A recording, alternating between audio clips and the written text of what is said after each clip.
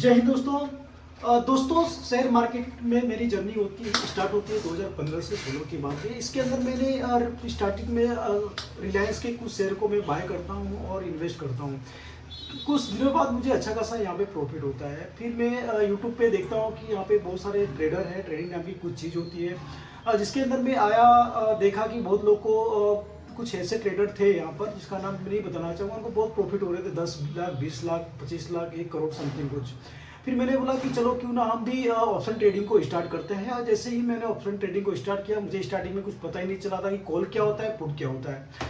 तो जिसकी वजह से मुझे बहुत सारे यहाँ पे लॉस हुए, बहुत सारे नहीं बट थोड़े बहुत तो मुझे लॉस हुए उस टाइम पे। लॉस हुए तो मैंने लर्निंग चालू किया, जिसके अंदर मैं यूट्यूब पे बहुत सारे बड़े बड़े ट्रेडर जो थे, उनमें कुछ ऐसे ट्रेडर थे एक दो जिनके मैं वीडियो को उनके कोर्स को मैं बाय करता हूँ। कोर्स में भी कुछ खास नहीं सिखाया जाता है, जिसमें only for support, resistance, RSI, trade line वगैरह कुछ चीज़ें सिखाई जाती है।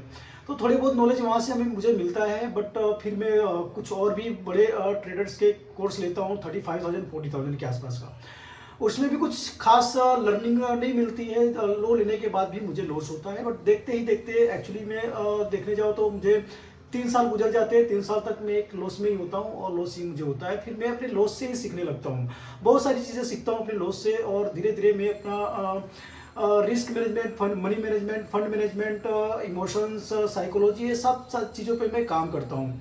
और देखते देखते 2022 और 23 आ जाता है, जिसके अंदर मैं इस सब चीज़ पे बहुत सारा काम करता हूँ। प्राइस एक्शन पे काम करता हूँ, ऑप्शन चेन पे, risk management, money management, fund management, psychology, emotions, सब चीज़ पे मैं काम करता हूँ। और 2022-23 पे मैं धीरे धीरे अपने सारे लॉस को कवर कर लेता हूँ और धीरे धीरे एक प्रॉफिटेबल ट्रेडर में बन जाता हूँ। और मुझे वहाँ से 2022 के एंडिंग में, यानी कि 22 और 23 के बीच में मुझे प्रॉफिट होना स्टार्ट हो जाता है। और मुझे लगता है कि भाई अब मेरे लिए ऑप्शन ट्रेडिंग और इन्वेस्टिंग सबसे बेस्ट है FNO में। तो मुझे ठीक ठाक प्रॉफिट होने लगा था यहाँ पर। और इससे पहले मैं 2014 के आसपास मेरा जब कॉलेज चला था, तो मैं इंडियन आर्मी से NCC कर रहा था। तो एक ख्वाब था कि भाई NCC कंप्लीट करके इंडियन आर्मी ज्वाइन करेंगे और देश की सेवा करेंगे। बट 2014 के बाद बहुत सारी वैकेंसीज कम हो जाती हैं आर्मी की और गवर्नमेंट जॉब हमारी नहीं लगती है। MCOM करता हूँ, MCOM के साथ साथ मैं ट्रेडिंग को करता हूँ। धीरे धीरे 2022-23 के बाद MCOM भी मेरा कंप्लीट हो जाता है और मैं एक प्रॉफिटेबल ट्रेडर बन जाता हूँ। पार्ट टाइम में टीचिंग जॉब करता हूँ और धीरे धीरे टीचिंग लाइन भी मैं छोड़ ही देता हूँ। और मैं प्रॉफिट होने के बाद मैं एक टीचिंग जॉब को छोड़ देता हूँ और ट्रेडर बन जाता हूँ, फुल टाइम ट्रेडर। और धीरे धीरे मुझे प्रॉफिट हो रहा था, यहाँ पर कंटिन्यू प्रॉफिट हो रहा था। मेरी रिस्क मैनेजमेंट के हिसाब से मैं मार्केट को पैसे जो देना चाहिए था वो मैं दे देता था, कोई दिक्कत नहीं थी, सब कुछ सही चल रहा था।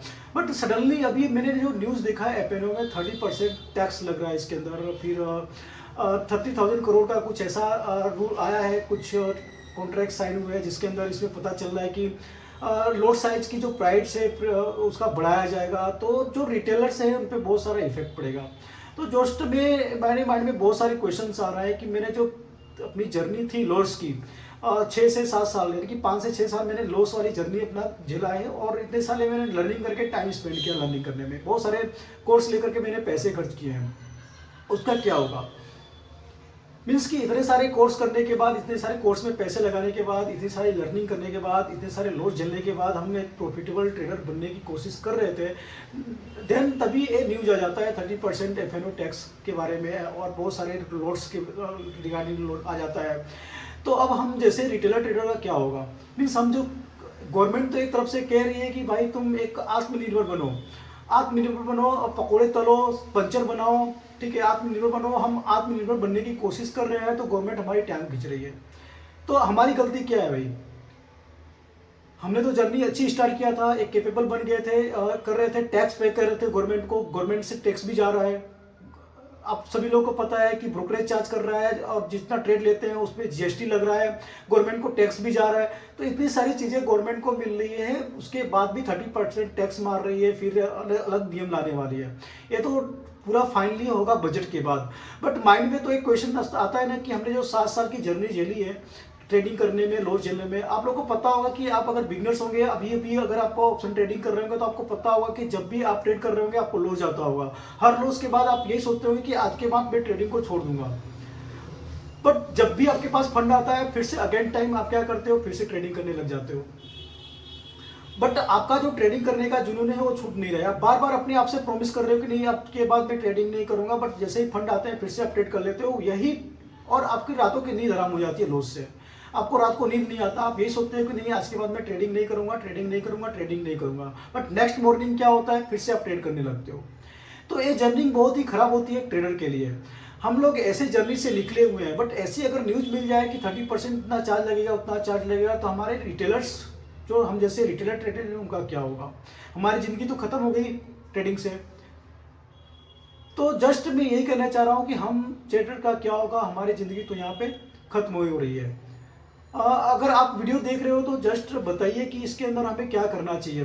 हम जैसे रिटेलर ट्रेडर को क्या करना चाहिए, क्या गवर्नमेंट के खिलाफ हमें आवाज उठानी चाहिए, क्या करना चाहिए। गवर्नमेंट ऐसा कर रही है कि जो नए नए रिटेलर ट्रेडर आ रहे हैं उनको बहुत 90% लोग लॉस में जा रहे हैं। तो लॉस में जा रहे हैं तो उनके लिए बहुत सारे रूल्स हैं, और रूल्स को हम बना सकते हैं। जैसे कि लोड साइज है, लोड साइज को जो ठीक कर लिया, जो डेली एक्सपायरी है, एक्सपायरी को आप कम कर दीजिए। हर रोज आप एक्सपायरी कर रहे हो, एक्सपायरी के अंदर बहुत सारे जो ट्रेडर आ रहे हैं 10,000 20,000 लेकर के आ रहे हैं, वो 10,000 20 से एक दिन में करोड़पति बनना चाह रहे हैं, लाखपति बनना चाह रहे हैं। तो वो ट्रेड जो एक्सपायरी डेली का है वो कम कर दीजिए आप। एक्सपायरी डेली एक्सपायरी होने से वॉल्यूम बढ़ रहा है, वॉल्यूम बढ़ रहा है तो लोग ज़्यादा इसके अंदर एंट्री कर रहे हैं, और एंट्री कर रहे हैं तो लोग ट्रैप हो जा रहे हैं मार्केट में। तो आप ये कम कर सकते हो। बट हम जैसे जो स्ट्रगल करके, इतने लॉस झेलने के बाद, स्ट्रगल करने के बाद हम जैसे ट्रेडर मार्केट में आए हैं और धीरे धीरे अब सेटल हो रहे हैं, हमारा क्या गुनाह है? हमारा कोई गुनाह नहीं है।